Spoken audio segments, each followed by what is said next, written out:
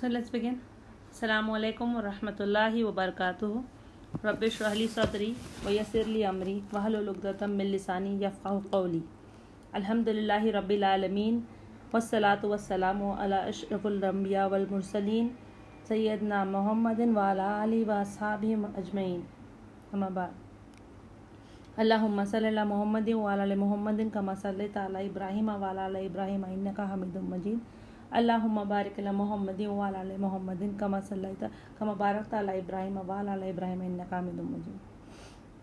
हम अल्लाह ताला से दुआ करते हैं कि इस मजलिस को अपनी बरकतों से नवाज़े और ये दुआ करते हैं कि इल्म को हमारे लिए फ़ायदेमंद बना दें। और हम अल्लाह से दुआ कर रहे हैं कि हमें रसूल अल्लाह सल्लल्लाहु अलैहि वसल्लम की इताअत और फर्मा बरदारी पर रखे। अब आगे चलते हैं और थोड़ा सा रिकैप करेंगे पिछले लेक्चर का, क्योंकि ये बहुत जो इम्पोर्टेंट और अहम हम मरहले पे पहुंच चुके हैं जहाँ से दीन की तबलीग का सिलसिला शुरू हो चुका है। तो जैसे हमने पिछली बार देखा कि जो मक्की दौर है उसके जो है 3 मरहले थे, 3 स्टेजेस थे। मक्की दौर यानी मक्का में जब तक रसूलुल्लाह सल्लल्लाहु अलैहि वसल्लम थे तब तक उनके लाइफ में 3 स्टेजेस आए, 3 मरहले। तो वो पहला स्टेज जो हमने कवर किया था, पहला मरहला, वो खुफिया तबलीग का, खुफिया दावत के 3 साल। अब खुफिया दावत में जो था यानी कि वो लोग बिना लोगों में ऐलान किए जो आपस में रसूलुल्लाह सल्लल्लाहु अलैहि वसल्लम अपने घर वालों को, अपने रिश्तेदारों को दीन की दावत दे रहे थे, और किस तरह से उन्होंने बीबी खदीजा को और अपने ख़ास दोस्त हज़रत अबू बकर को और इन लोगों को सबको दीन की दावत दी। इन लोगों ने फ़ौरन दावत कबूल कर ली। ये सारा सिलसिला हमने देखा किस तरह से वही नाजिल होने लगी और नबूवत की शुरुआत हुई। अब दूसरा मरहला जिसमें हम दाखिल हो चुके हैं वो है खुली तबलीग का। खुली तबलीग जो थी वो नबूवत के 4थे साल शुरू हुई थी और वो मदीना में हिजरत करने तक ये मरहला चला। और अब हम देखेंगे कि मक्की दौर के इस दूसरे जो मरहले में यानी कि जहरी यानी खुली तबलीग जो खुले आम वो अनाउंस कर चुके थे कि दीन जो हक़ है, दीन अल हक़ इस्लाम ही है। तो ये सिलसिला किस तरह से आगे बढ़ा, यहाँ के कुछ हम लोगों ने जो पॉइंट्स है, चैप्टर्स है, वो कुछ हमने कवर किए थे पिछली बार और कुछ हम इस बार कवर करेंगे इंशाअल्लाह। अब नबी सल्लल्लाहु अलैहि वसल्लम को जो है अल्लाह की इजाज़त मिल गई थी। अल्लाह की इजाज़त से उन्होंने खुली तौर पर दीन की दावत वो देने लगे। सबसे पहले उन्होंने अपने करीबी रिश्तेदारों को दावत दी और हमने देखा था कि सफ़ा पहाड़ी का जो मशहूर वाक़या हुआ वो किस तरह से हुआ वो भी हमने देखा। सूरह लहब की आयतें नाजिल हुई अबू लहब के जो बर्ताव पर, और खुली तौर पर लोगों को दीन की दावत जो है वो मिलने लगी और मक्का में हलचल शुरू हो गई और धीरे धीरे दुश्मनियाँ भी बढ़ने लगी। जब तक मोहम्मद सल्लल्लाहु अलैहि वसल्लम ने उनके बुतों को, है ना, उनके बुतों के ख़िलाफ़ कुछ नहीं कहा था, तब तक उन लोगों को कोई परेशानी नहीं थी। लेकिन जिस वक्त आप सल्लल्लाहु अलैहि वसल्लम ने मुश्रिकीन को उनके शिर्क से आगाह किया, हाँ, वो जब शिर्क से आगाह करने लगे तब उनकी रस्म व रिवाजों पे, उनकी कल्चर पे ख़तरा मंडराता हुआ उनको नज़र आया। तो इसलिए वहाँ से जुल्म का सिलसिला शुरू हुआ। अगर हम इसको थोड़ा सा रिफ्लेक्ट करेंगे, इस पर हम इस पर नज़र डालेंगे कि हमारी ज़िंदगी में भी जब सब अपने अपने घर में अपने अपने तरीके से हम अपने दीन पर चल रहे हैं, अपने रस्म और रिवाजों में चल रहे हैं और अपनी ज़िंदगी एक फ़्लो में चलती रहती है, बट लेकिन जैसे ही हम किसी रिश्तेदार को या किसी दोस्त को ये अच्छी नीयत से ही आगाह करने की कोशिश करते हैं कि आप ये जो कर रहे हैं ये हमारे दीन का हिस्सा नहीं है, या आप जो कर रहे हैं दीन के ख़िलाफ़ है, अल्लाह की नाराज़गी का सबब है, वहाँ से जो है दुश्मनियाँ शुरू हो जाती हैं। जब तक आप पर्सनली अपने घर में या अपने आप में कुछ काम कर रहे होते तब तक कोई ऑब्जेक्शन नहीं लेगा, किसी को तकलीफ़ नहीं होगी। लेकिन जब आप दूसरों पर बताएंगे, उनको बताएंगे, उनकी इस्लाह करने की कोशिश करेंगे तो दुश्मनियाँ होना जो है वो लाजमी है। तो इस तरह से आप सल्लल्लाहु अलैहि वसल्लम और जो 9 मुसलमान थे उन पर जुल्म होने लगे। आपको पता है कि 9 मुसलमान जो थे वो कमज़ोर थे और ख़ास करके जो गरीब थे उन पर बहुत ज़्यादा जुल्म हो रहे थे। नबी सल्लल्लाहु अलैहि वसल्लम पर किसी तरह का वार या हमला करना जो था वो आसान नहीं था, क्योंकि वो बहुत ही ऊंचे ख़ानदान के थे और उनका जो बेदाग किरदार था ان کی جو ریپوٹیشن تھی، ان کا کردار ایسا تھا، کیریکٹر اتنا اسٹرانگ تھا کہ ان پر جھوٹے الزام لگانا بھی آسان نہیں تھا. ہاں، جب ان کی ریپوٹیشن ہے، جب انہوں نے کبھی غلط کام کیا ہی نہیں ہے، انہیں کبھی جھوٹ بولا ہی نہیں ہے، تو ان پہ ایسا الزام کیسے لگائیں گے؟ تو محمد صلی اللہ علیہ وسلم جو ہے ان کے چچا ابو طالب کے ساتھ اور دونوں مل کر جو تھا ایک بہت اسٹرانگ ایک قبیلے سے جڑے ہوئے تھے، رائٹ. تو وہ قبیلے کی وجہ سے ان کو جو بیکنگ تھی، اس کی وجہ سے محمد صلی اللہ علیہ وسلم پہ ڈائریکٹلی وہ ہے حملہ کر نہیں پا رہے تھے. ان سب کی وجہ سے کافروں کو بہت زیادہ تکلیف ہو رہی تھی، کیونکہ اپنے آپ کو روکنا پڑ رہا تھا کہ وہ نبی صلی اللہ علیہ وسلم کو تکلیف نہ دیں. تو کافروں کو بہت زیادہ تکلیف ہو رہی تھی کہ اور وہ اب صبر نہیں کر پا رہے تھے، اور اب ان کو وہ برداشت بھی نہیں ہو پا رہا تھا کہ ان کی طرف ایک ایسی طاقت جو ہے آ رہی ہے، دھیرے دھیرے آ رہی ہے، ان کی طرف بڑھ رہی ہے، جو ان کے مذہب پہ اور ان کے رسومات پہ ایک بہت بڑا خطرہ ہے. اور یہ پچھلی بار کے لیکچر کا ریکیپ تھا، کچھ لوگوں نے مس کر دیا تھا لیکچر، تو میں چاہ رہی تھی کہ ایک ریویژن ہو جائے. تو انشاءاللہ اب ہم اس لیکچر کی طرف آگے بڑھیں گے. ہم لوگ الحمدللہ we have covered 100 pages of this book, English کی بک. ہم پیج نمبر 110 پر ہے الحمدللہ. تو اب دیکھتے ہیں کہ قریش نے اب اگلی چال کیا کی. آپ نے دیکھا کس طرح سے ان لوگوں نے الزام لگانے کی کوشش کی، اور حجاج کو یعنی حاجیوں کو جا کر انہوں نے بھڑکانے کی کوشش کی. تو اس کے بعد انہوں نے نیکسٹ چال کیا چلی، وہ ابو طالب کے پاس گئے. آپ کو پتہ ہے کہ ابو طالب نے اسلام نہیں قبول کیا تھا، لیکن انہوں نے یہ وعدہ کیا تھا اپنے بھتیجے سے یعنی آپ صلی اللہ علیہ وسلم سے کہ وہ ان کا پورا ساتھ دیں گے.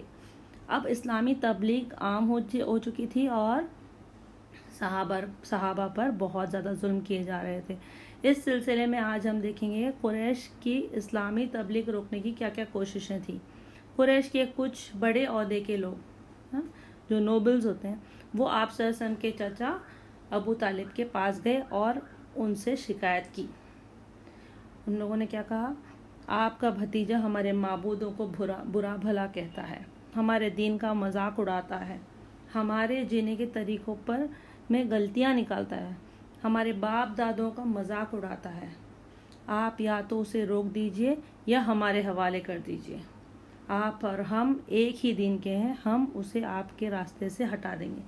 تو یہ کس طرح سے کنونس کرے کہ آپ پہ بھی یہ بوجھ ہے، کیونکہ آپ کا دین ہمارا دین ایک ہی ہے. آپ کے دین پر اور آپ کے جو بلیف سسٹم پر بھی یہ بوجھ ہے کہ آپ صلی اللہ علیہ وسلم جو محمد صلی اللہ علیہ وسلم ان کے لیے ایک نئی چیز لے کر آ رہے ہیں. تو یہ قریش کے لوگ آ کے ان کے چاچا سے، آپ صلی اللہ علیہ وسلم کے چاچا سے کہہ رہے ہیں کہ ہمیں دے دیجئے، ہم ان کو راستے سے ہٹا دیں گے. ابو طالب نے قریش کے لوگوں کو نرم لہجے سے جو ہے ان کو دلاسا دے دیا اور سمجھا کر بھیج دیا. پھر وہ آپ صلی اللہ علیہ وسلم کے پاس گئے اور ان کو وہ بول رہے تھے کہ مطلب ان کو بتا رہے تھے کہ یہ بات سامنے آئی ہے، اس طرح سے بولی جا رہی ہے. تو اہل قریش زیادہ دن صبر نہیں کر سک رہے تھے. تو یہ چیز جو ہے اپنے آنکھوں سے دیکھ رہے تھے نا کہ اس طرح سے اسلام پھیل رہا ہے. تو انہوں نے چچا کو کہا، چچا کو جو تھا بھتیجے کی بہت فکر تھی، اور اس لیے آپ صلی اللہ علیہ وسلم کو انہوں نے جا کر بولا، لیکن آپ صلی اللہ علیہ وسلم اپنی تبلیغ کا کام کرتے رہے. اب جو ہے ابو طالب پر دباؤ بڑھنے لگا، لہذا قریش کے بڑوں نے ابو طالب پر زور ڈالنا شروع کر دیا اور دھمکیاں دینے لگے. اب پہلے وہ لوگ ریکویسٹ لے کے آئے تھے، اب دھمکیاں دینے لگے کہ اگر محمد کو روکا نہیں گیا تو وہ جو ہے مار پیٹ پر اتر آئیں گے. اپنے لوگوں کی دھمکی سے ابو طالب جو ہے وہ بہت پریشان ہو گئے کہ اپنے ہی لوگ، اپنے ہی کمیونٹی کے لوگ جو ہے وہ دھمکیاں دے رہے ہیں. اب اپنے ہی خاندان کے سارے وہ سارے لوگ جڑے ہوئے تھے نا، خاندان قبیلے جو ہے گھرانے، تو اپنے ہی خاندان کے لوگ، ان کی ایکسٹینڈڈ فیملیز تھی ہے، تو وہ دھمکیاں دے رہے ہیں اس طرح سے. تو وہ بہت پریشان ہو گئے.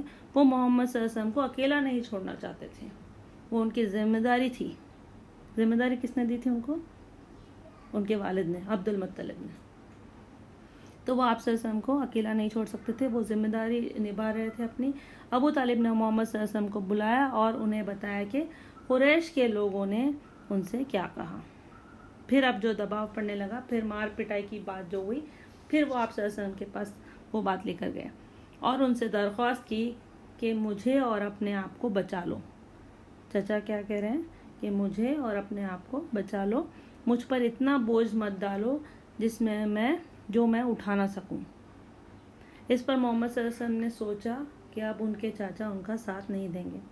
ان کو ایسا لگنے لگا کہ اب میں اکیلا ہو گیا ہوں، چاچا اب ساتھ چھوڑ دیں گے۔ انہوں نے چاچا سے کہا، چاچا جو ہو جائے میں یہ راستہ نہیں چھوڑوں گا۔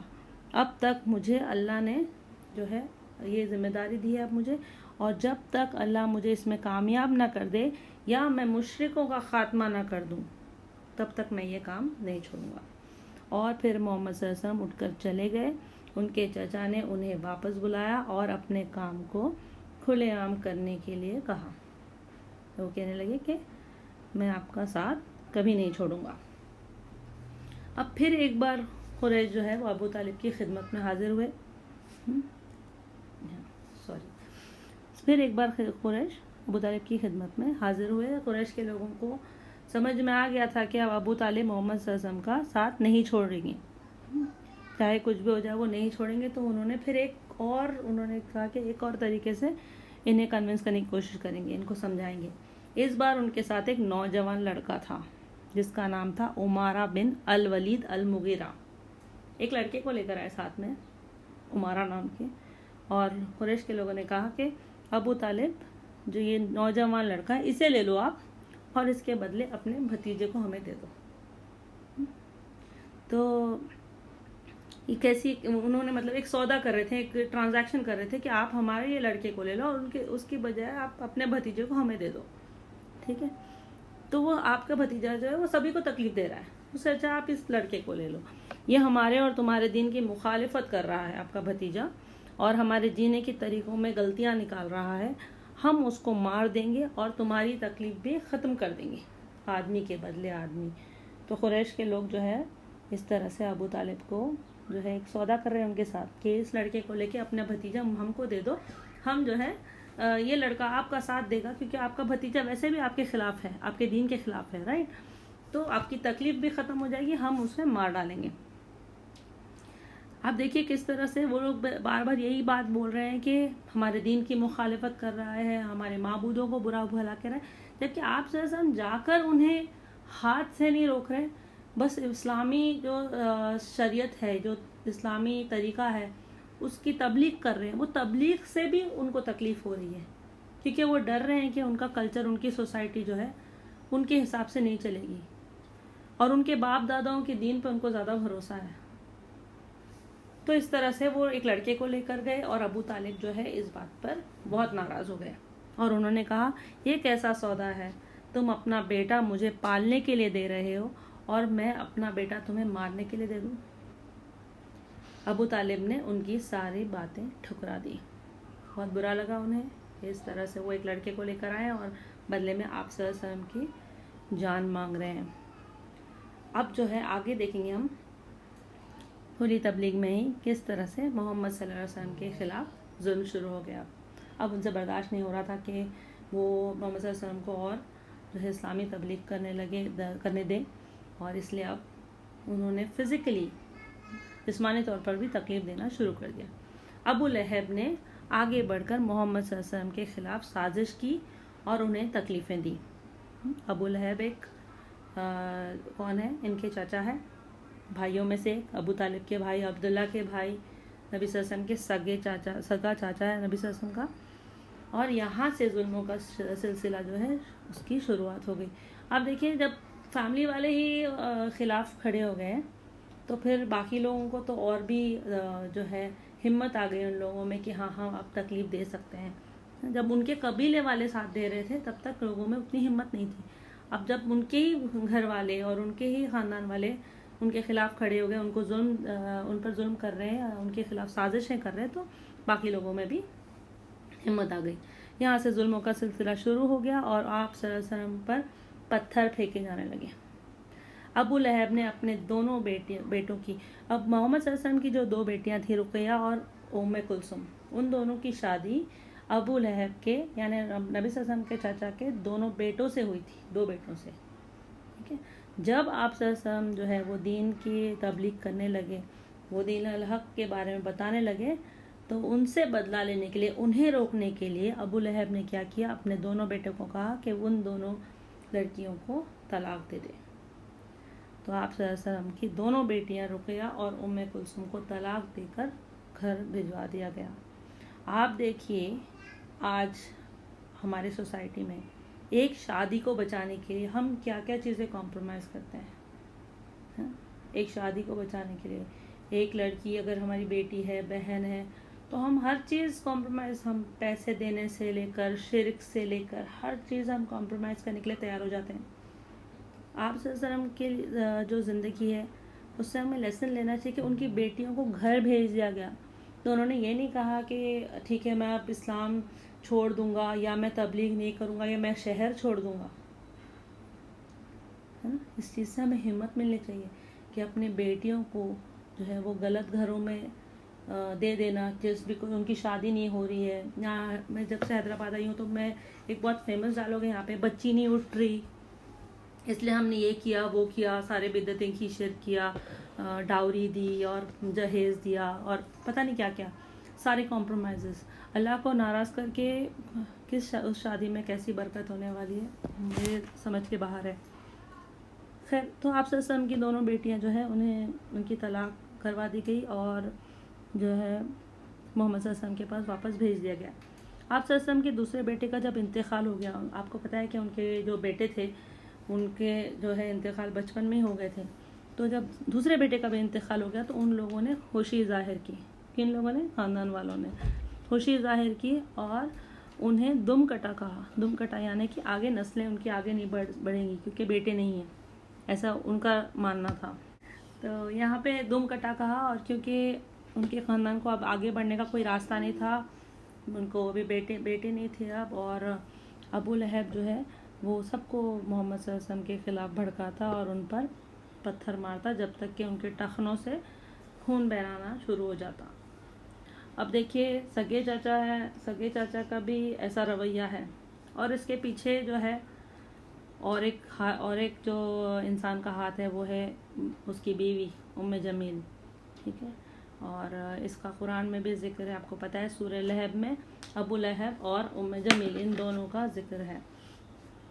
ام جمیل جو ہے وہ ابو سفیان کی بہن بھی تھی اور وہ آپ صلی اللہ علیہ وسلم کو بہت تکلیفیں دیتی تھی۔ کون تھی وہ؟ چاچی تھی، سگی چاچی، جو آپ صلی اللہ علیہ وسلم کو بہت تکلیفیں دیتی تھی۔ وہ کانٹے کی جھاڑیوں کو رسی سے باندھتی اور آپ صلی اللہ علیہ وسلم کے راستے میں بچھا دیتی، وہ ان کے راستے میں بچھا دیتی۔ وہ ایک بہت بدتمیز اور غصے والی عورت تھی جس کی زبان بہت ہی گندی تھی۔ دشمنی کرنا اور بدلہ لینا اسے خوب آتا تھا۔ قرآن میں سورہ لہب میں آیت نمبر 4 میں اسے لکڑیاں ڈھونے والی اور آگ لگانے والی کہا گیا۔ تو اب دیکھیے عورتوں کا سوسائٹی میں جو ہے کتنا بڑا رول ہوتا ہے، اور سگے چاچا اور سگے چاچی، ٹھیک ہے، اگر وہ چاچی اچھی ہوتی، اگر چاچی اچھی ہے، وہ عورت اچھی ہوتی، بیوی اچھی ہوتی تو شوہر کو سمجھا لیتی، جبکہ اس نے برائی میں ساتھ دیا اور برائی کو بڑھا دیا۔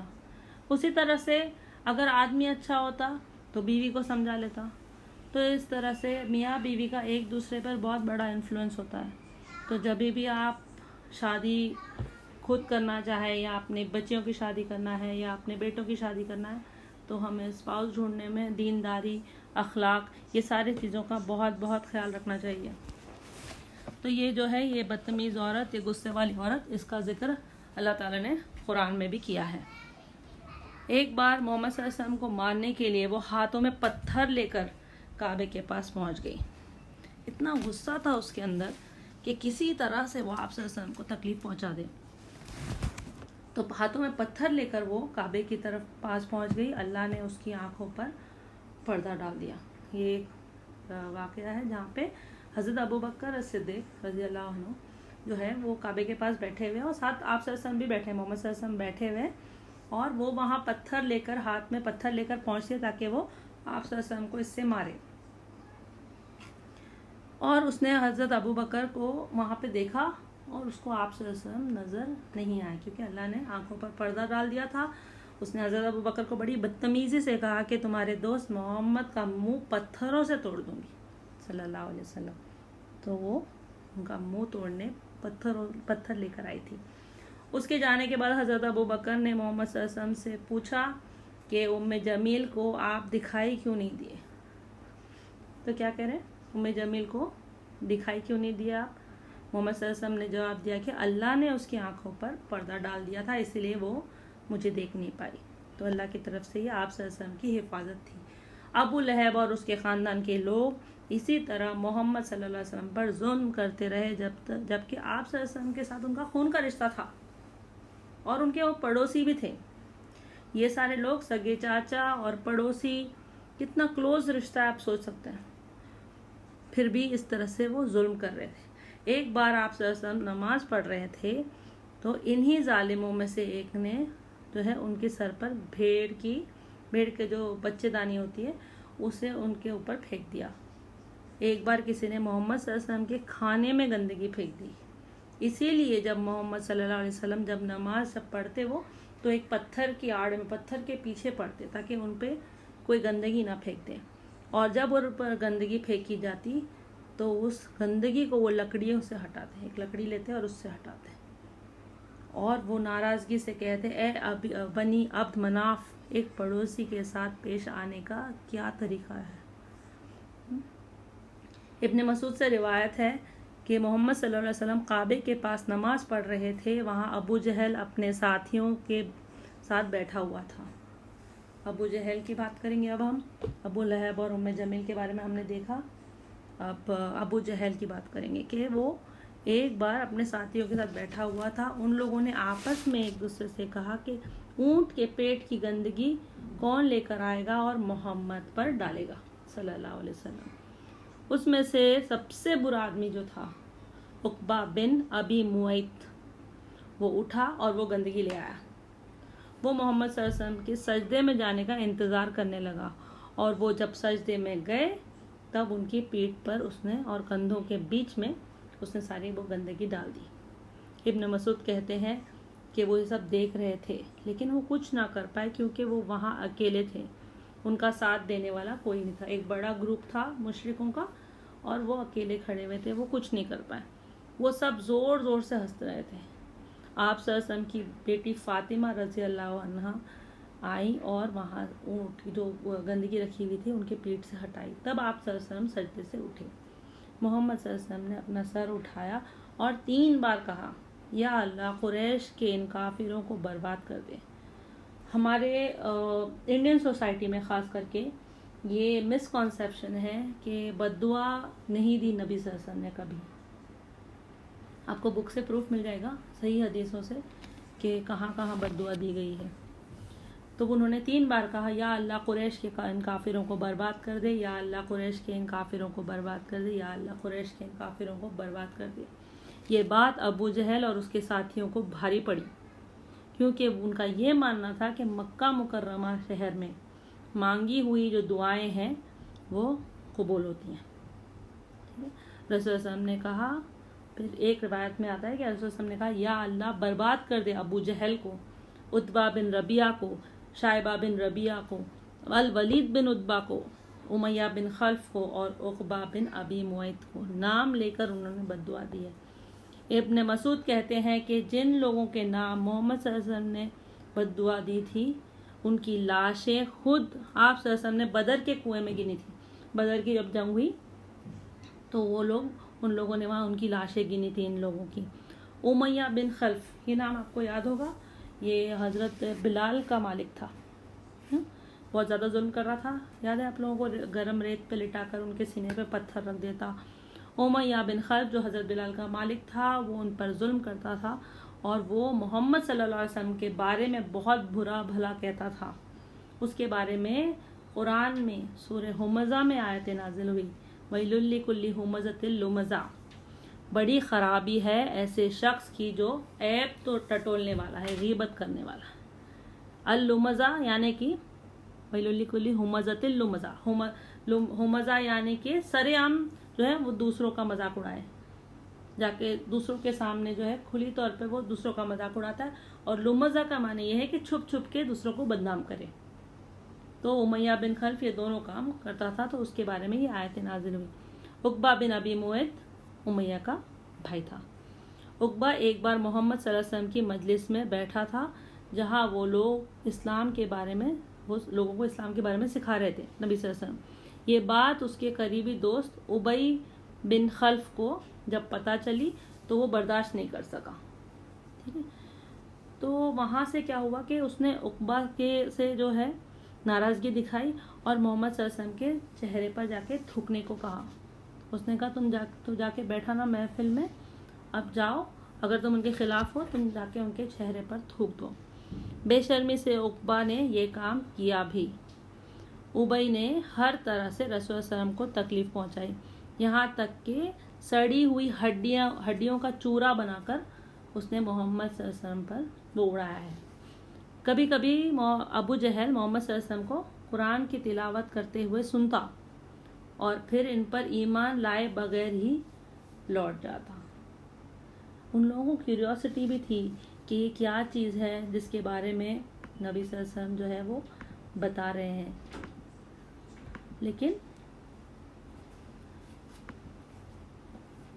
لیکن وہ لوگ ایمان نہیں لاتے تھے۔ وہ لوگ آ کے سنتے تھے، قرآن سنتے تھے اور پھر بنا ایمان لائے وہ لوگ اٹھ کر چلے جاتے تھے اور نہ اس سے عبرت حاصل کرتے تھے۔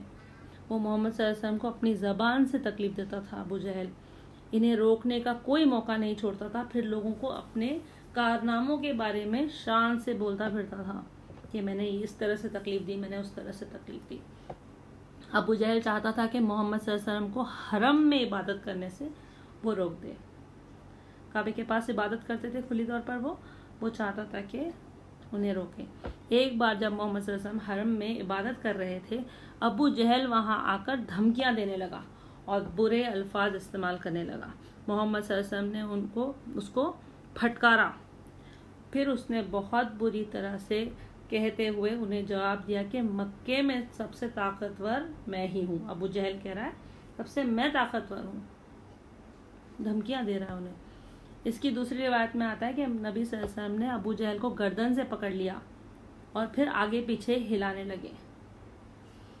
تو اس کے باوجود ابو جہل جو ہے وہ اپنی غلطیاں سمجھتا نہیں تھا۔ اس نے جو ہے ٹھان لیا تھا کہ نبی صلی اللہ علیہ وسلم کے چہرے پر وہ دھول ڈالے گا اور ان کی گردن پر وہ پیر رکھے گا۔ تو ان کی پلاننگ دیکھیے، ان کی نیگیٹو تھنکنگ دیکھیے کہ اگر وہ اپنے دین کو، اپنے مذہب کو صحیح سمجھتے تھے تو وہ اس کی تبلیغ کر لیتے، ہے نا۔ ان کو اس پہ بھی پورا بھروسہ نہیں تھا تو وہ نبی صلی اللہ علیہ وسلم کو روکنے چلے گئے۔ اور ان کی جو نیگیٹو تھنکنگ ہے کہ کس طرح سے سامنے والے کا نقصان پہنچانا، اپنے پروگریس، اپنی کامیابی نہیں دیکھ رہے، وہ سامنے والے کا نقصان دیکھ رہے ہیں، اوکے۔ تو اس طرح سے اس نے ایک دماغ میں پلاننگ کی تھی کہ وہ دھول ڈالے گا اور گردن پر پیر رکھے گا۔ جب اس نے یہ کرنے کی کوشش کی تو وہ اپنے آپ کو جو ہے وہ آگے بڑھا اور ان کی طرف وار کرنے کی کوشش کی، تو اچانک وہ کیا کر اپنے آپ کو اپنے ہاتھوں سے بچانے لگا۔ آپ سمجھتے تھے اپنے چہرے کے سامنے وہ اپنے ہاتھ لانے لگا اور وہ واپس لوٹتا ہوا دیکھا گیا، الٹے پیر وہ پیچھے جا رہا ہے، پیچھے کی طرف جا رہا ہے، جیسے کہ کوئی خطرناک چیز اس کے پیچھے لگ گئی ہو۔ اور اس کے ساتھیوں نے اس سے پوچھا کہ یہ کیا ہوا تمہارے ساتھ، تم تو ان پہ وار کرنے گئے تھے۔ تو اس نے کہا مجھے ایسا لگ رہا تھا کہ جیسے ایک آگ کا کنواں ہے اور کچھ اڑتے ہوئے پر ہے وہاں پر، تو وہ آگ کے کنویں سے وہ ڈر کے پیچھے ہٹ گیا۔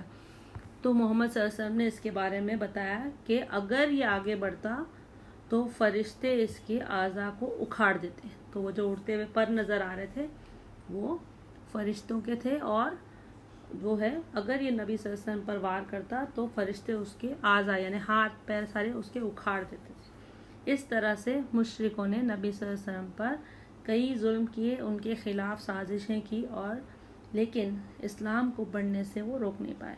تو یہ کچھ ہی قصے ہیں جو اس کتاب میں دیے ہوئے ہیں، جس پہ ہم نے نظر ڈالی ہے کہ کس طرح سے ظلم کر رہے تھے، اور لیکن اسلامی دعوت کی جو تبلیغ تھی اس کو روک نہیں پائے۔ آگے دیکھیں گے ہم الارقام کا گھر۔ ان حالات کے چلتے بہت زیادہ ظلم بڑھ گیا تھا۔ ان حالات کے چلتے محمد صلی اللہ علیہ وسلم نے اپنے ساتھیوں کو نصیحت کی کہ اس وقت وہ کھلی طور پر عبادت نہ کرے اور دین کی باتیں بھی نہ کرے۔ انہوں نے چھپ کر ملنے کا فیصلہ کیا تاکہ قریش ان کے کام جو ہے خراب نہ کر سکے۔ وہ چھپ چھپ کر ملتے اور چھپ چھپ کر عبادت کرتے۔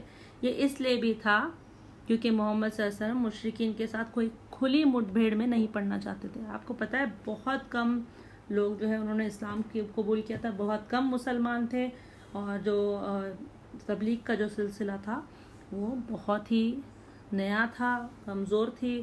اس وقت جو دین کی جو دعوت دی جا رہی تھی, اس کا تبلیغ جو تھی یہ بہت کمزور تھی اس وقت. ایک بار نبوت کے 4 سال میں جب وہ لوگ اس طرح خفیہ طور پر مل رہے تھے, تب مشرکین کے گروہ نے انہیں دیکھ لیا اور انہیں گالیاں دینے لگے. چھپ کر وہ لوگ کیا کرتے, گھاٹیوں میں جا کے, ویلیز میں, پہاڑوں کی جو پہاڑ ہے نا بہت سارے مکہ میں, پچھلی آئی تھنک 5th لیکچر میں ہم نے کچھ پکچرز دیکھے تھے, ان تصویروں میں دکھائی دیا تھا آپ کو کہ کس طرح سے پہاڑیاں ہیں یا تھی, بہت ساری تو کٹ گئی اب. تو ان پہاڑیوں کی گھاٹیوں میں وہ لوگ نماز پڑھتے تھے. تو ایک بار کچھ مشرکین نے انہیں دیکھ لیا اور گالیاں دینے لگے ان صحابہ اور نبی صلی اللہ علیہ وسلم کو. سعد بن ابی وقاص عظیم صحابہ ہے, بہت ہی مشہور نام ہے ان کا. سعد بن ابی وقاص نے ایک مشرک کو مارا اور اس کا خون بہایا. یہ اسلامی تاریخ میں خون خرابے کا پہلا قصہ درج ہوا. محمد صلی اللہ علیہ وسلم کھلی طور پر دین کی تبلیغ کرتے, لیکن نئے مسلمانوں کو سوچ سمجھ کر چلنے کا حکم دیتے. دار الارقام یعنی کہ ارقام کا گھر. ارقام بن عبد الارقام المخزومی نام کے ایک صحابہ ہے. ان کا جو گھر تھا وہ صفا پہاڑی پر تھا. تو یہاں محمد صلی اللہ علیہ وسلم اپنے ساتھیوں کے ساتھ جو ہے وہ ملتے اور یہ لوگ قرآن کی تلاوت کرتے. تو یہ ایک اسلامی تاریخ میں ایک امپورٹنٹ جو ہے وہ جگہ ہے. اب مسلمانوں پر جو ہے وہ کڑا ظلم جو تھا وہ نبوت کے 34 سال شروع ہو چکا تھا. دن بدن ظلم بڑھتا چلا گیا. 5ویں سال میں ظلم حد سے زیادہ بڑھ گیا, اور مسلمانوں کو جو ہے ان تکلیف سے بچانے کے لیے وہ لوگ راستے ڈھونڈنے لگے کہ اس تکلیف سے کیسے بچیں. نبی صلی اللہ علیہ وسلم راستے ڈھونڈنے لگے. ان غمگین دنوں میں اللہ نے سورہ زمر کی آیت نمبر 10 نازل کی, جس سے یہ پتہ چلتا ہے کہ ہجرت کرنا بھی ایک جائز طریقہ ہے ظلموں سے بچنے کا. تو ہجرت کرنا بھی ایک جائز طریقہ ہے ظلم سے بچنے کا. یہ سورہ زمر میں اللہ تعالیٰ نے نازل کر دیا. محمد صلی اللہ علیہ وسلم جانتے تھے کہ اشامہ جو حبشہ کا بادشاہ, حبشہ یعنی کہ ایتھیوپیا, آج اس کا نام ایتھیوپیا ہے. تو جو آپ نے حبشی یہ ورڈ سنا ہوگا میرے خیال سے, تو یہ حبشہ سے ہی آتا ہے. تو یہاں کے جو بادشاہ تھا اس کا نام تھا اشامہ. تو یہ بادشاہ جو تھا وہ جو بہت ہی انصاف پسند تھا, وہ نصرانی تھا یعنی کہ کرسچن تھا. ان کو نبی صلی اللہ علیہ وسلم جانتے تھے کہ وہ کوئی غلط حرکت نہیں کرے گا. انہوں نے اپنے کچھ صحابہ کو حبشہ جانے کا حکم دے دیا. نبوت کے 5ویں سال رجب کے مہینے میں 12 آدمی اور 4 عورتیں جو ہے وہ حبشہ کے لیے نکلے. مہاجروں میں سے, مہاجر یعنی جنہوں نے ہجرت کی, مہاجروں میں سے عثمان بن عفان بھی تھے. عثمان بن عفان آپ جانتے ہیں نا, یہ بھی نام آپ کو پتہ ہی ہوگا. وہ نبی صلی اللہ علیہ وسلم کے داماد بھی تھے. اس وقت ان کی بیوی جو تھی وہ حضرت رقیہ رضی اللہ عنہا تھی. تو وہ دونوں اس قافلے میں شامل تھے. نبی صلی اللہ علیہ وسلم کی بیٹی تھی وہ, اور اپنے شوہر کے ساتھ یعنی حضرت عثمان کے ساتھ اس قافلے میں شامل ہو چکی تھی. ان مہاجروں کو بعد میں محمد صلی اللہ علیہ وسلم نے بتایا کہ ابراہیم علیہ السلام اور لوط علیہ السلام کے بعد اللہ کی راہ میں ہجرت کرنے والے یہ پہلے لوگ ہیں. تو ان کو کتنا بڑا درجہ ہے. ہجرت کس لیے کی ان لوگوں نے؟ اللہ کے لیے کی.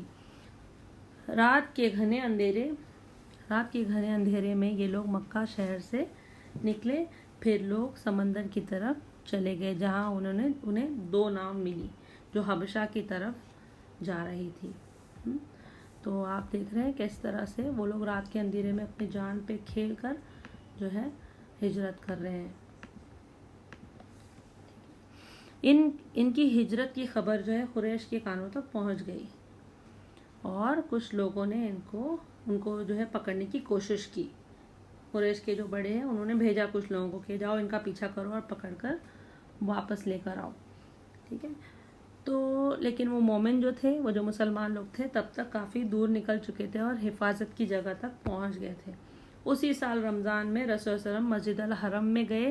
وہاں قریش کے مشرکوں کا بڑا جمگھٹ تھا، ان میں کئی بڑے اور نامور لوگ بھی تھے۔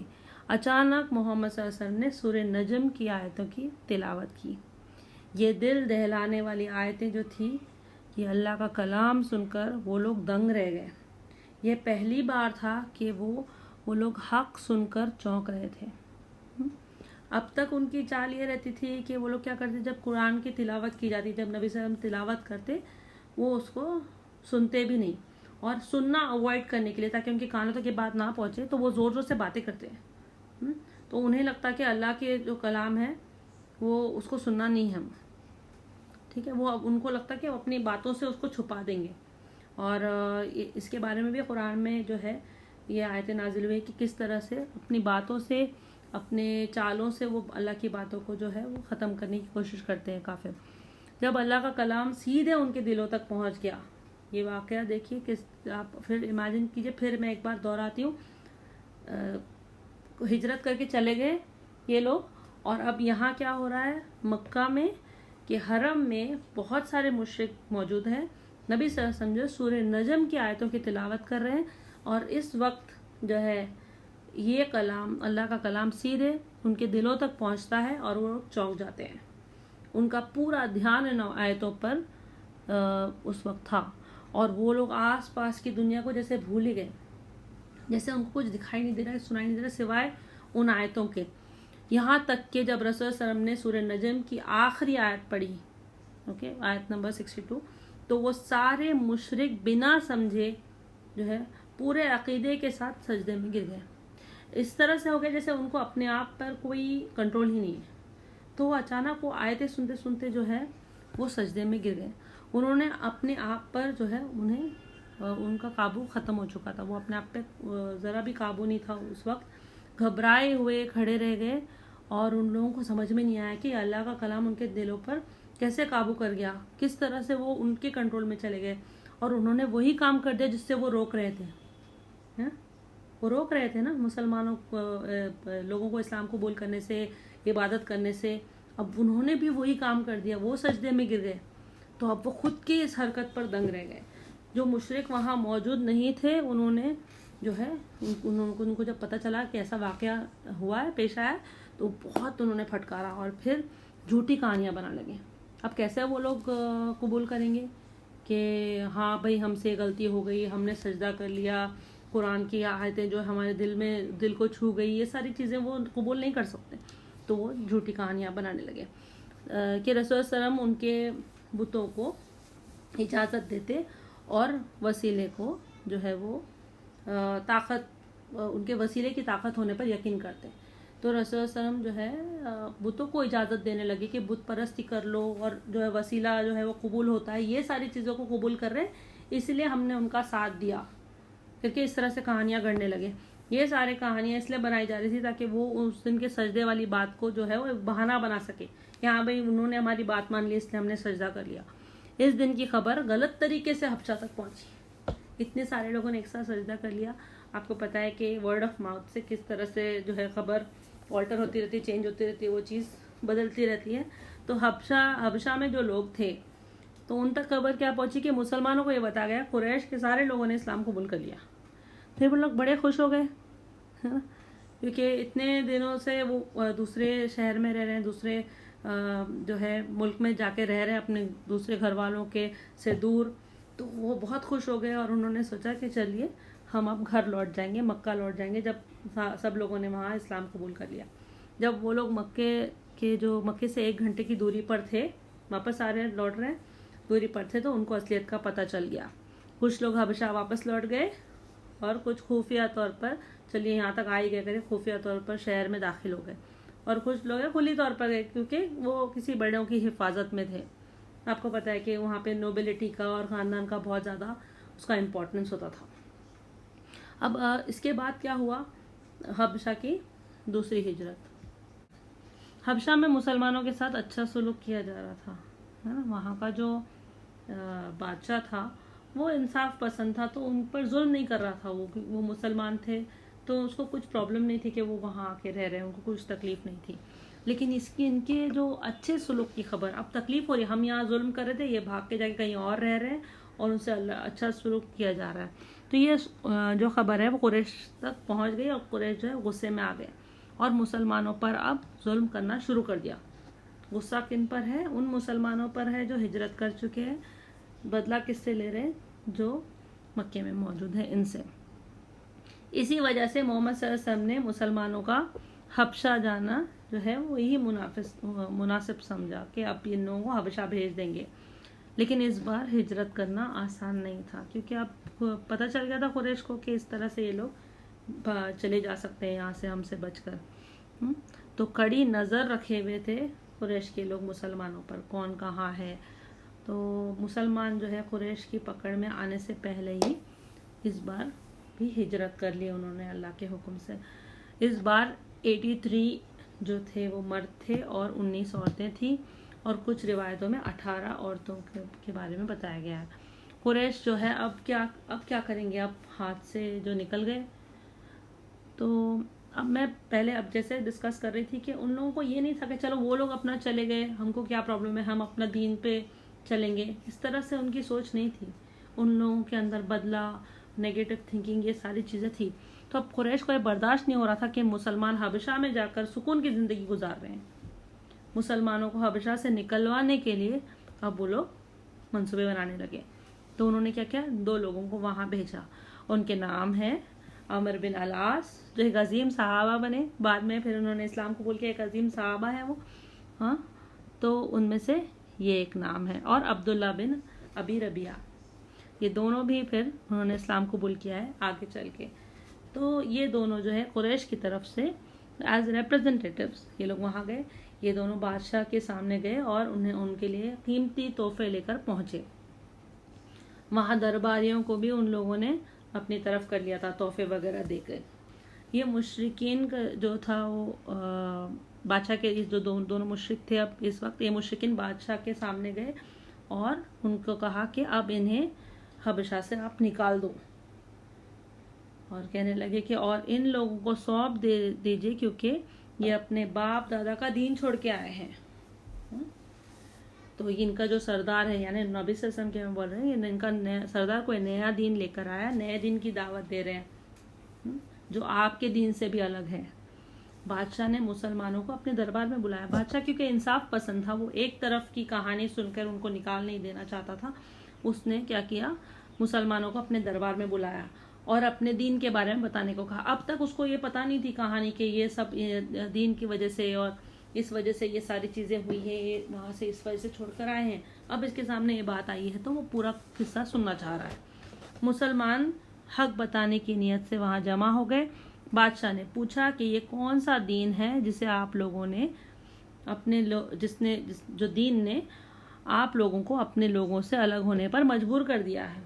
یہ کیسا دین ہے جس نے مجبور کر دیا کہ آپ اپنے فیملی والوں کو، اپنے خاندان والوں سے الگ ہو جاؤ؟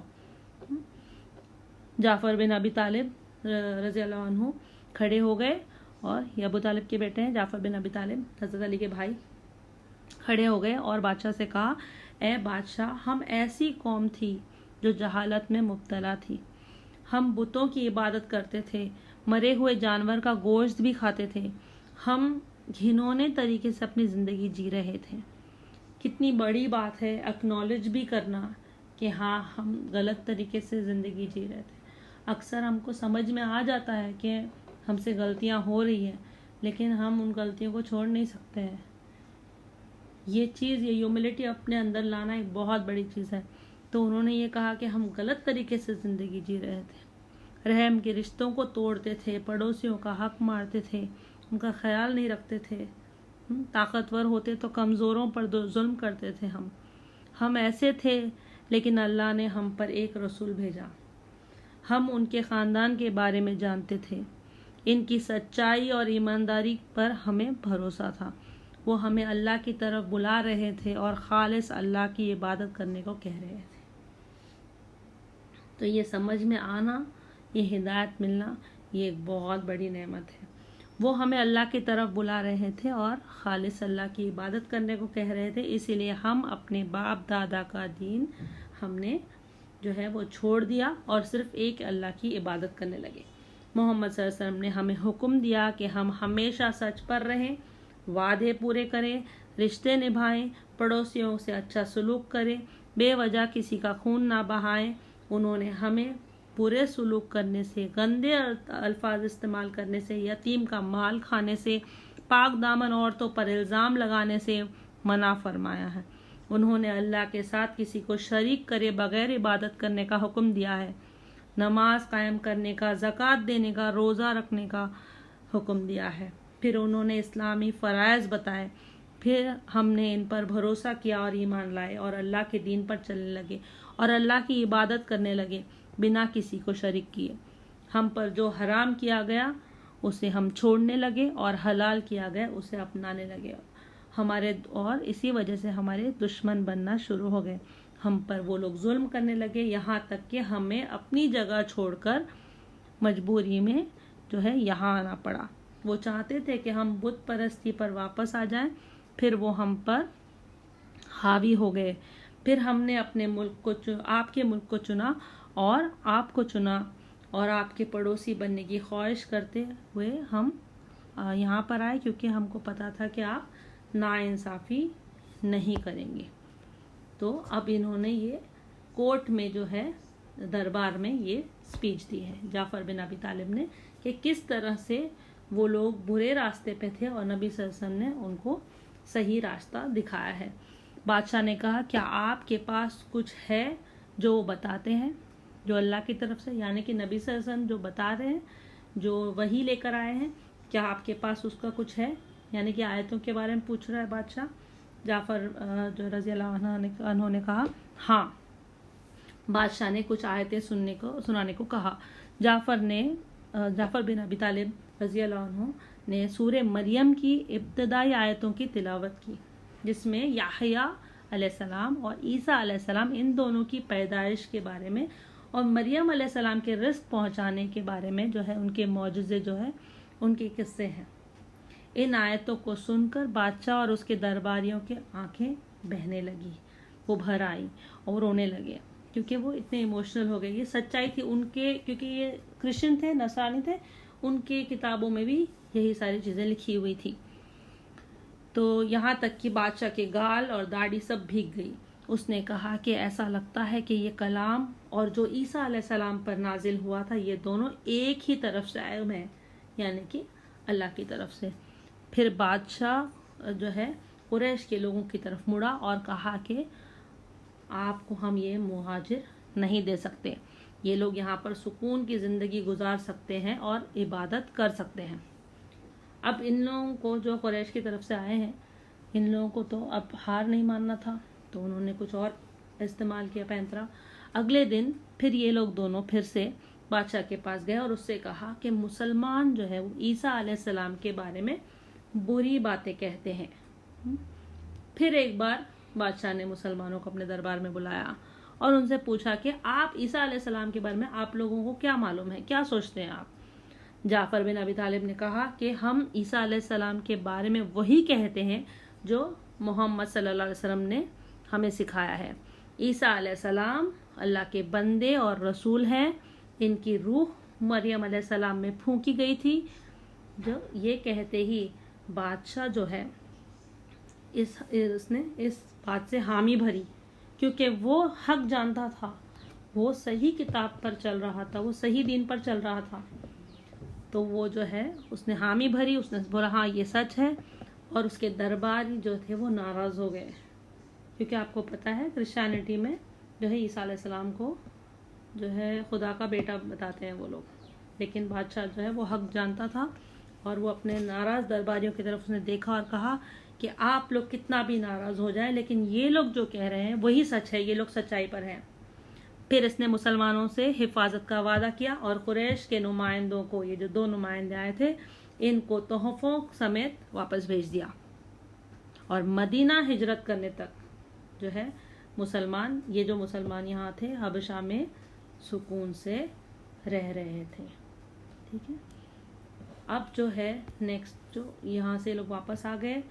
اب قریش میں پھر ہلچل شروع ہو گئی. نہ وہ محمد صلی اللہ علیہ وسلم پر وہ کوئی وار کر پا رہے تھے, نہ مسلمانوں کو ان کے دین سے ہٹا پا رہے تھے, نہ حبشہ سے لوگوں کو واپس لا پا رہے تھے. تو اب فائنلی ان کا صبر کا باندھ ٹوٹ گیا اور ان ظالموں نے محمد صلی اللہ علیہ وسلم کو قتل کرنے کا فیصلہ کر دیا. جب قریش کی ساری چالیں ناکامیاب ہو گئی, کامیاب نہیں ہو پائی, تو وہ اپنی پرانی حرکتوں پر اتر آئے. پھر وہ مسلمانوں پر ظلم کرتے اور انہیں ستاتے, اور اب وہ محمد صلی اللہ علیہ وسلم کو قتل کرنے کا منصوبہ بنانے لگے. اب بہت کم مسلمان مکہ میں رہ گئے تھے. اب دیکھیے کتنے کم لوگوں نے اسلام قبول کیا. آپ یہ نمبر سوچئے, جب 85 یا 90 لوگ چلے گئے تو بہت کم مسلمان مکہ میں رہ گئے تھے. وہ لوگ اب جو ہے, یہ جو مکہ میں رہ رہے تھے وہ لوگ یا تو کوئی بڑے لوگ تھے, بہت بڑے فیملی کے امیر لوگ, یا پھر کچھ ایسے لوگ جو کچھ بڑے لوگوں کی حفاظت میں تھے, ان کے پڑوسی یا ان کے دوست. تو وہ لوگ جو ہے وہ ظلم سے بچے ہوئے تھے. اس کے باوجود انہیں جو ہے اپنا دین چھپانا پڑ رہا تھا. صرف محمد صلی اللہ علیہ وسلم اللہ کی عبادت اور دین کی دعوت کھلی طور پر کرتے, کوئی انہیں اس کام سے روک نہیں سکتا تھا. ایک بار عتبہ بن ابی لہب محمد صلی اللہ علیہ وسلم کے پاس آیا اور کہنے لگا, میں اس پر ایمان نہیں رکھتا ہوں. ٹھیک ہے, کس پر؟ جب وہ قرآن کی تلاوت کر رہے ہیں, وہ قرآن پہ اور اسلام پہ وہ ایمان نہیں رکھتا ہے کر کے آخر وہ ڈکلیئر کر رہا ہے. عتیبہ جو ہے وہ سخت اندازی سے اس نے محمد صلی اللہ علیہ وسلم سے برتاؤ کیا اور ان پر ہاتھ ڈالا اور ان کی قمیص پھاڑ دی اور ان پر تھوکا بھی, لیکن محمد صلی اللہ علیہ وسلم جو ہے ان پر وہ تھوک نہیں اڑ پایا. نبی صلی اللہ علیہ وسلم نے اسے بد دعا دی. پھر ایک بد دعا یہاں پر آ گئی ہے. محمد صلی اللہ علیہ وسلم نے کہا, یا اللہ اپنے کتوں میں سے ایک کو اس پر چھوڑ دے. ٹھیک ہے, اللہ نے محمد صلی اللہ علیہ وسلم کی دعا قبول کر لی اور پھر یہ عذاب کچھ اس طرح اترا. دیکھیے ہم دعا کرتے ہیں تو ضروری نہیں کہ آج دعا کی کل قبول ہو جائے. ان کی دعا کس طرح سے یہ قبول ہوئی ہے یہ ہم یہاں دیکھیں گے. ایک بار عتیبہ اپنے کچھ ساتھیوں کے ساتھ ملک شام کی طرف گیا. وہ لوگ الزرقہ نام کی جگہ پر رکے. وہاں اچانک ایک شیر آ گیا اور ان لوگوں کی طرف بڑھنے لگا. عتیبہ کو محمد صلی اللہ علیہ وسلم کے وہ الفاظ یاد آ گئے اور اس نے کہا, یہ شیر بے شک مجھے کھانے آیا ہے جیسے محمد نے دعا کی تھی صلی اللہ علیہ وسلم. جیسے ہی اس نے شیر کو دیکھا تو وہ سمجھ گیا کہ یہ ان کی دعا قبول ہو چکی ہے. مکے میں رہتے ہوئے بھی اس نے مجھے شام میں مار ڈالا.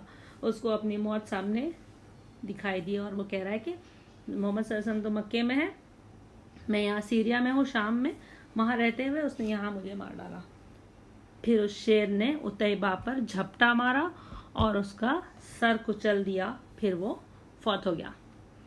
روایتوں میں ہمیں ملتا ہے کہ عقبہ بن ابی معیط نام کا ایک بت پرست جو تھا, اس نے محمد صلی اللہ علیہ وسلم کی گردن پر پیر رکھا اور تب تک دبایا کہ ان کی آنکھیں نکل آئی.